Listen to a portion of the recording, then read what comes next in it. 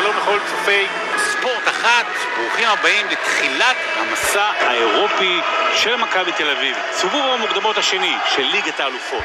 מכבי תל אביב מתארחת בקפריסין בלימסול אצל פאפוס, כשהמטרה הראשית שלב בתים באירופה, אם אפשר שלב בתים בליגת האלופות.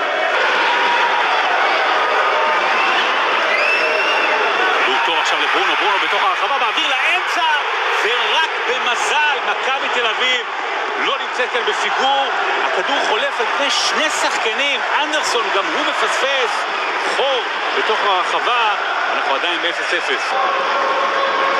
פרץ, דור תורג'מן רוצה את הכדור, דור פרץ נותן את זה ימינה לדוידה, יש לו שטח, דוידה עם הביתה, הולכת בעל המסגרת, דוידה עם המהירות שלו, נותן את זה עכשיו קדימה לפטאצ'י, פטאצ'י מול לוקאסן, מעביר את זה לאמצע לפרץ, הנה דור פרץ, פרץ נעצר שם על ידי מיכאיל, עושה את התנועה, שומר על הכדור, אבל הביתה חלשה מדי, למרכז, עדיין 0-0.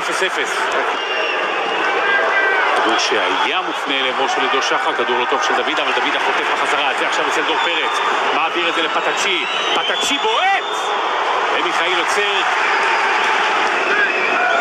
ראיתי את פאפוס והבנתי שהשדור לא כל כך נורא, והיא יריבה שיכולה אולי להקשות על מכבי תל אביב, אבל מכבי תל אביב יותר טובה. הכדור הזה לבוא של קוריאה, ג'רפי יוצא, קוריאה כמעט מגיע, וברגע האחרון ג'רפי שם את היד כדי להרחיק, לא מצליח לתפוס את הכדור הראשון, המון לחץ מאחור, מכבי תל אביב צריכה להיזהר כשיוצאת קדימה, שוב סטויץ' של הרצפה, וזה אצל קווינה.